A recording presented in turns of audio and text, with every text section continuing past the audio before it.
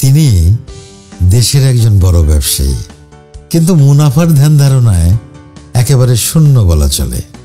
একদিন তিনি তার প্রতিষ্ঠানের ঊর্ধ্বতন কর্মকর্তাদের ডেকে নির্দেশ দিলেন, কোনো গ্রাহক কিস্তি চলাকালীন মারা গেলে তার কিস্তির টাকা মাফ তো করতেই হবে, উল্টো টাকা দিতে হবে তার পরিবারকে। আবার গ্রাহক মারা না গেলেও যদি পরিবারের কেউ মারা যায়, সেক্ষেত্রেও গ্রাহককে টাকা দিতে হবে। নিশ্চিত কোম্পানির এমন লস দেখে তো সবার চোখ কপালে, কিন্তু তিনি তার সিদ্ধান্তে অটল। তিনি আরো নির্দেশ দিলেন, শুধু টাকা দিলেই হবে না, কোম্পানির লোকজন গিয়ে আপনজনের মতো করে মৃত কিস্তি গ্রাহকের দাফন বা সৎকারের ব্যবস্থা করতে হবে।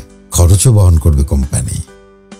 তিনি সবকিছু হিসাব না করেই গ্রাহকদের জন্য নিয়োগ দিয়েছেন টেলিমেডিসিন ডাক্তার এবং 700 হেলথ কেয়ার ও হ্যাপিনেস অফিসার, যাদের কাজ হচ্ছে গ্রাহকদের অসুস্থতার খবর পাওয়া মাত্রই বাড়ি বাড়ি গিয়ে স্বাস্থ্যসেবা নিশ্চিত করা, সেটাও সম্পূর্ণ বিনামূল্যে। এছাড়াও তারা বাচ্চাদের স্কুলে ভর্তি সহ প্রয়োজনীয় সেবা দিতে প্রস্তুত থাকবে। তিনি এখানেও থামলেন না। প্রতিষ্ঠানের কর্মকর্তা ও কর্মচারীর পরিবারের কেউ মারা গেলে সাথে সাথে নগদ আর্থিক সহায়তা সহ যাবতীয় দাফন কাফন ও সৎকারের ব্যবস্থা করার নিয়ম চালু করলেন। তিনি নির্দেশ দিলেন, প্রতিষ্ঠানে কর্মরত কোনো কর্মকর্তা ও কর্মচারীও অসুস্থ হলে ফলমূল নিয়ে দেখতে যেতে হবে। একবারও ভাবেননি এর পেছনে খরচ কত হতে পারে। সবার জন্মদিন পালন করতে হবে সমানভাবে, নবজাতককে দিতে হবে উপহার।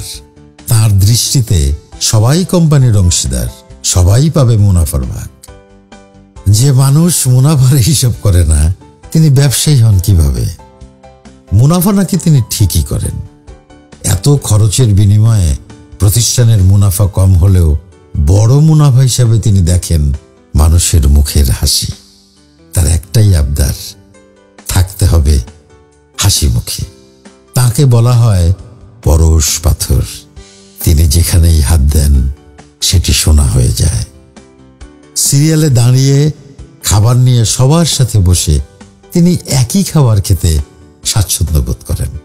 গ্রাহক ও কর্মীদের ভালো রাখার চিন্তায় তিনি নিজেকে প্রতিনিয়ত ব্যস্ত রাখেন।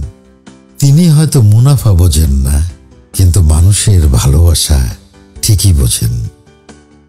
পর্দার আড়ালে থাকা এই মানুষটাকে আমরা সকলেই অন্তরের অন্তঃস্থল থেকে অনেক অনেক ভালোবাসি। আমাদের ভালোবাসার SM মাহবুবুল আলম স্যার, আমাদের খালিদ স্যার। আমরা চাই আপনি কোনোদিনই হিসাব না বোঝেন, মুনাফা না বোঝেন। উপরওয়ালার রহমতের বৃষ্টি আপনার উপর সবসময় পড়তে